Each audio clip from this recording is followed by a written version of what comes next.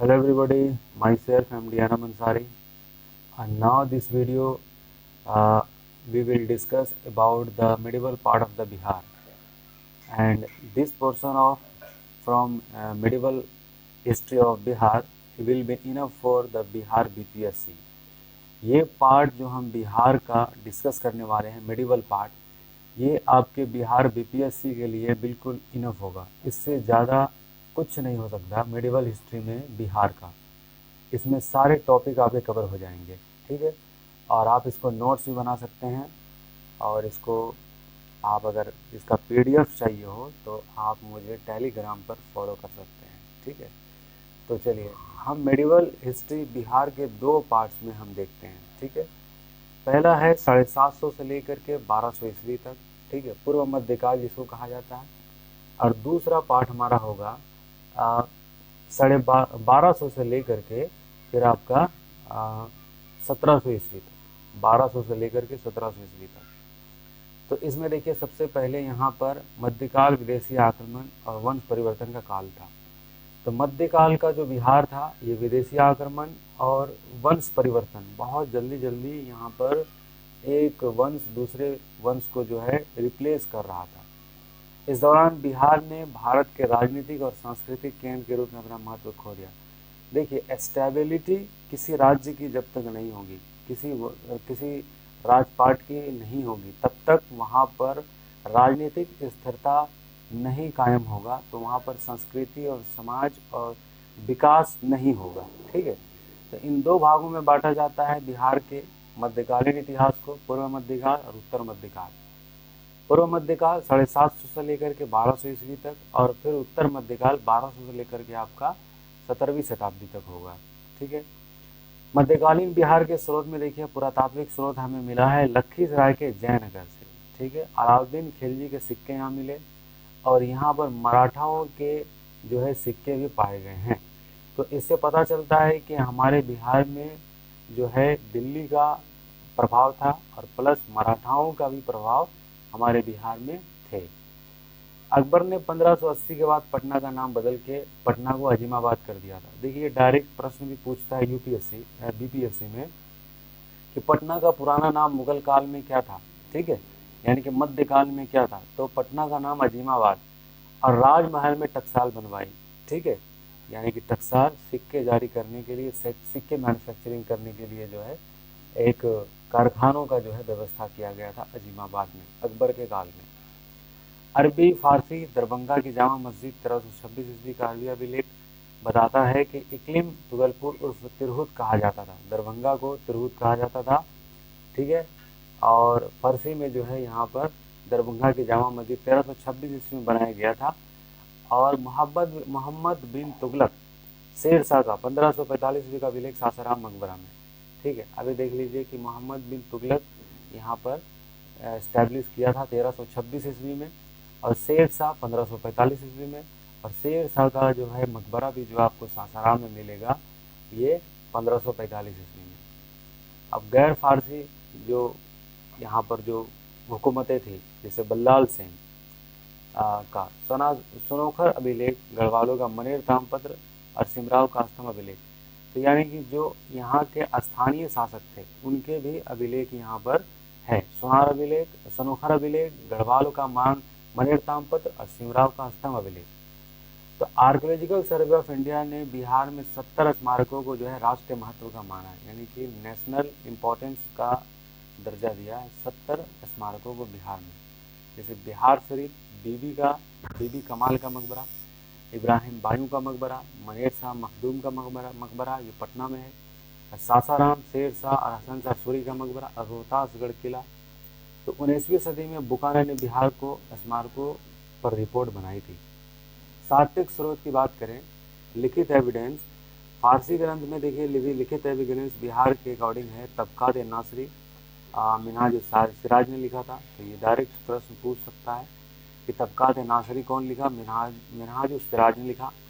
तारीख शेर शाही अब्बास सरावनी ने लिखा था। अकबरनामा अबुल फजल ने लिखा था।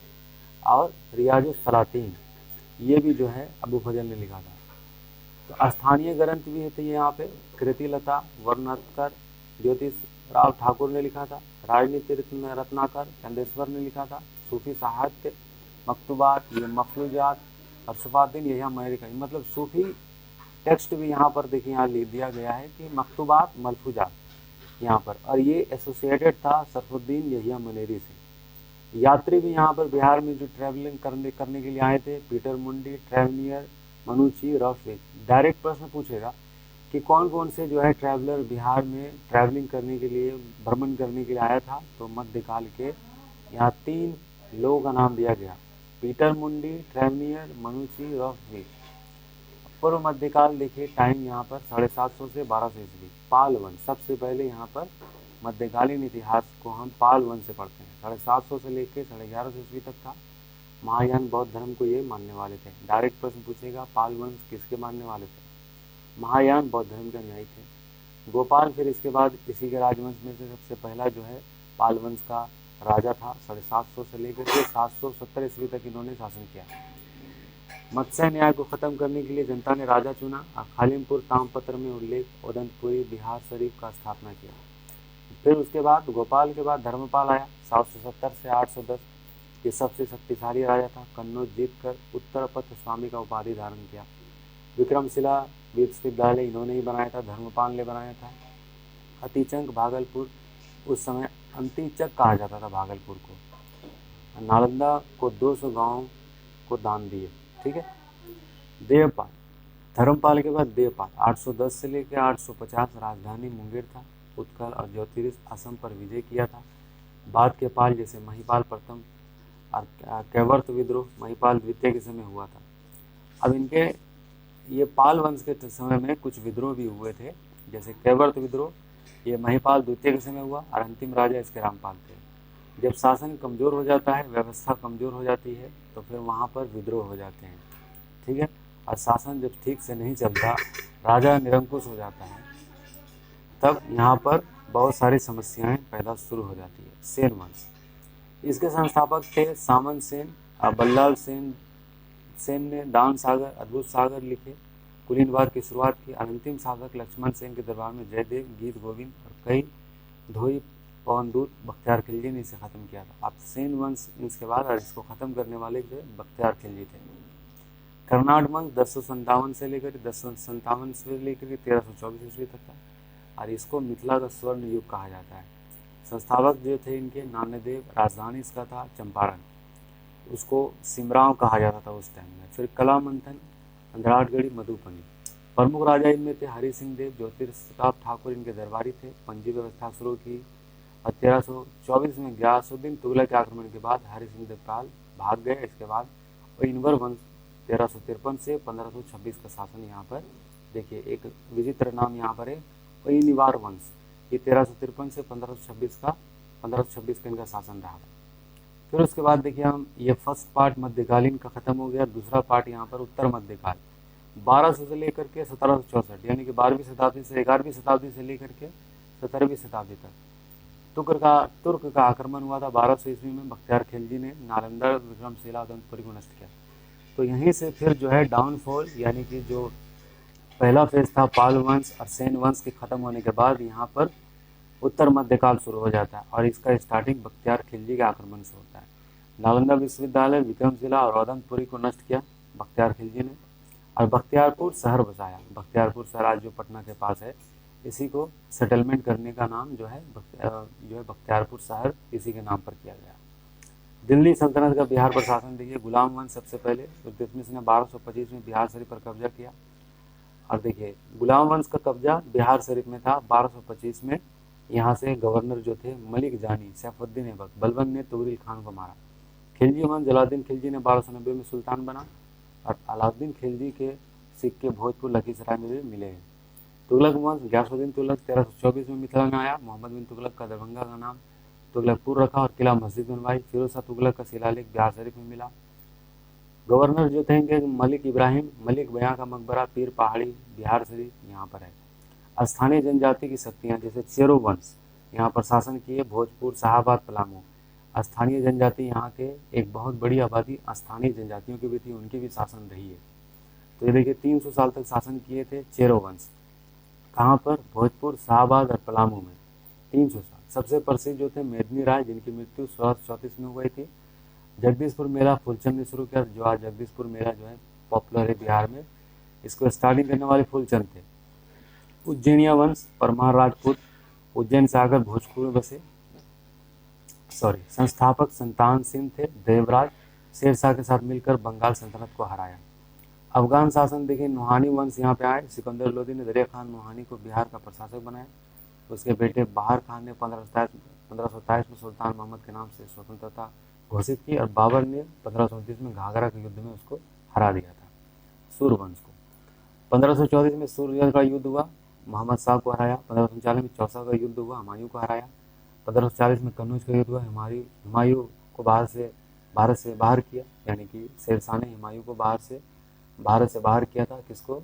हुमायूं को शेरशाह ने चौसा के युद्ध के बाद। उपाधि देखिए क्या हुआ, सुल्तान आदिल। 1547 में पटना प्रांत की राजधानी बनाया शेरशाह ने। जब यहाँ पर इस्टेब्लिश हो गए, जब हुमायूं को भगा दिया, बाबर के बेटे हुमायूं को निकालने के बाद शेरशाह ने अपने पटना में जो अपनी राजधानी बनाई थी, पटना प्रांत को राजधानी बनाई थी और अपनी उपाधि ली थी सुल्तान आदिल। चांदी का रुपया चलाए, ग्रीन ट्रक रोड बनवाए चटगांव से काबुल। यहाँ पर ग्रीन ट्रक रोड बनाने वाले कौन है? आपका शेरशाह सूरी है। 1545 में कलिंजर में इनकी मृत्यु हो गई। कर्रानी वंश देखिए, सुलेमान और दाऊद कर्रानी। 1576 में राजमहल के युद्ध में अकबर ने दाऊद को हराकर बिहार पर मुगल शासन स्थापित। कर्रानी वंश को ही हराकर अकबर ने फिर शासन स्थापित किया बिहार में 1576 में। मुगल काल में देखिए बिहार की स्थिति क्या रही। अब देखिए मुगल में आ गई है। मुगल वंश के जो है अकबर के हाथ में अब जो है बिहार का कमान जो है आ गया 1576 में। तो 1576 में बिहार का अलग सूबा बना दिया। पहला गवर्नर बनाया था मुहिम खान को। अकबर राजा मान सिंह ने 1587 में खड़गपुर, गिद्धौर, भोजपुर को जीता।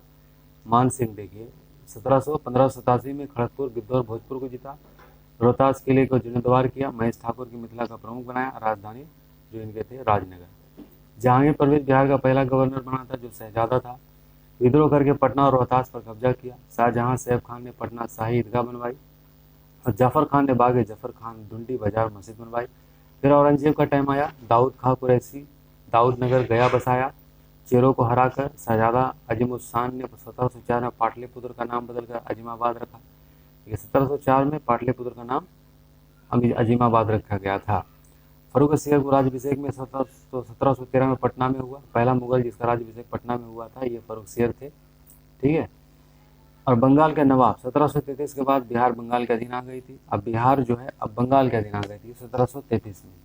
अलीवर्दी खां इसके नवाब थे 1734 से लेकर 1756, यानी कि मुगल जब पूरी तरीके से खत्म हो गया था, फिर उसके बाद मुगल जो है अलग अलग सूबों में बढ़ गया था। तो बंगाल भी एक सूबा बन गया था जिसके अंदर बिहार आ गया था। और इसके जो पहले नवाब जो थे अलीवर्दी खान थे। तो 1734 से लेकर के 1756 तक जो अलीवर्दी खान यहाँ पर नवाब रहे, नायब नजीब। 1743 में पेशवा बालाजी बाजीराव के नेतृत्व में मराठों ने मुंगेर भागलपुर पर आक्रमण किया था। और सोनपुर मेला जो इस समय प्रसिद्ध हुआ, ये इन्हीं के आक्रमण के बाद जो है 1743 में जब बालाजी बाजीराव ने यहाँ पर बिहार में आक्रमण किया था। और ये क्षेत्र देखिए मुंगेर भागलपुर पर इन्होंने आक्रमण किया था।